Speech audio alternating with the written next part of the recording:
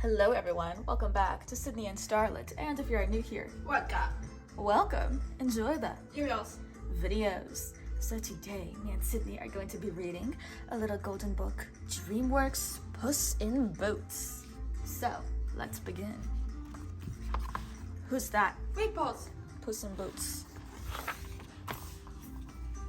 When I was a kitten, I met an egg-shaped boy named Humpty Alexander Dumpty.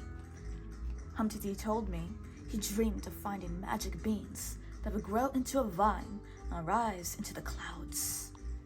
That was where a giant lived in the castle, with the golden goose who laid golden eggs. I told Humpty I wanted to be a part of his dream. From that day on, we were like brothers. One day, Humpty and I saw a bull charging toward an old woman crossing the street. I saved the woman, who turned out to be the Commandante's mother.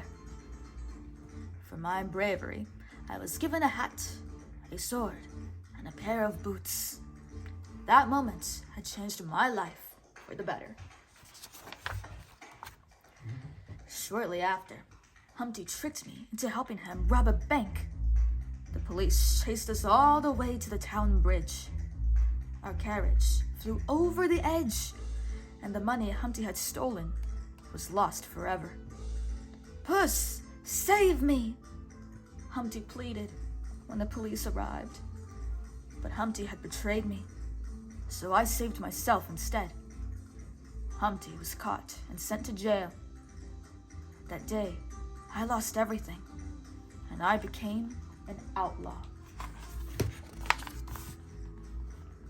Years later, I heard some men say that two thieves named Jack and Jill had found the magic beans of legend. If I could get my hands on those magic beans, I could repay the bank and leave my life of crime forever. I tracked Jack and Jill down at an old hotel. I could have easily stolen the magic beans and been on my way. But another cat crossed my path. We were discovered by the thieves, and I barely made it out alive. The mystery cat challenged me to a dance-off. We matched each other move for move until he tore off his mask, and he was a she. "Senorita, wait! Let me buy you some leche," I called, following her into a back room. Humpty was there. He was working with my dance foe, Master Thief Kitty Softpaws, to get the magic beans that would take him to the giant's castle and the golden eggs. Humpty needed my help. First, we had to steal the magic beans from Jack and Jill.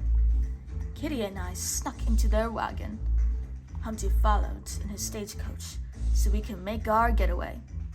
But Jack and Jill discovered us. Jack and Jill were hot on our trail when we came to a deadly drop. Kitty and I cried for Humpty to stop the stagecoach. I thought it was the end. "Giant's castle, here we come!" Humpty said as he pulled a lever and flew over the edge. We found the perfect place and planted the magic beans. Kaboom! The ground shook, and Kitty, Humpty, and I shot up into the air on a giant beanstalk. Soon, we were playing in the clouds. "Somewhere down there," Humpty said, "are two little kids, and they're lying on a hill staring at the clouds, dreaming about the future. That was me and you, Puss." As we got closer to the golden goose, we heard angry screams. But the giant was long gone from his castle. The screams were coming from the legendary Great Terror. We tried to take the golden eggs and run, but they were too heavy. Humpty's plan B was to take the golden goose. Then we'd have all the eggs we'd wanted. That night, everything felt right again.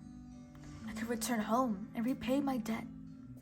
I told Kitty she had my heart, and she said she liked me too. But the next morning, I realized Humpty had betrayed me again. Humpty told the police that I was to blame for the bank robbery. He offered the golden goose to the people of San Ricardo to repay the money he had stolen.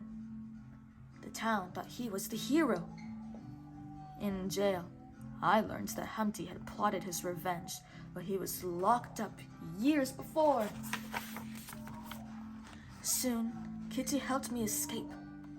Then I discovered that the Great Terror was the golden goose's mother, and that the town was in danger. The first thing I did was find Humpty. "Get the baby over the bridge," I told Humpty. "I'll get the mother to follow." As we sped toward the bridge, the carriage slammed into the edge, and the bridge started to crumble. The Great Terror fell over the side and into the water below. Humpty and the golden goose dangled off the edge of the bridge, but they were too heavy. I could not save them both. "You have to get the baby goose back to her mother," Humpty told me. "It's the only way to save San Ricardo." Then he let go. I pulled the golden goose up and gave the baby to her mother. Then I found Humpty. His shell had shattered, and underneath, he was made of entirely gold. The Great Terror plucked Humpty from the ground and sailed off with him into the sky. "I'm finally going home!" Humpty cried, truly happy for the first time. As for me, I said goodbye to Humpty and to San Ricardo. I promised Kitty we would meet again soon. "Sooner than you think," she told me. That was when I noticed she had stolen my boots. So began the chase again.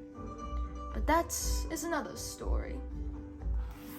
That is the end. So that is it for today, everyone. We really hope you all enjoyed it. And we will see you all in the next one.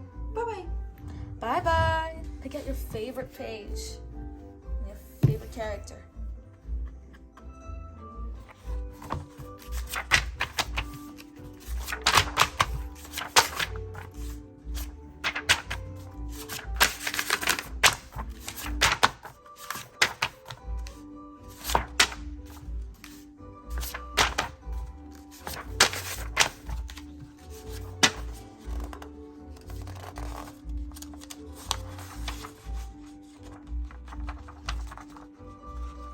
Really looking at those pages.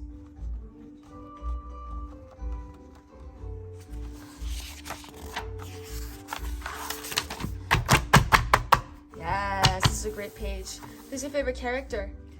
Wait, Boots. Puss in Boots. That's a great choice. Ciao. Bye-bye. Puss in Boots.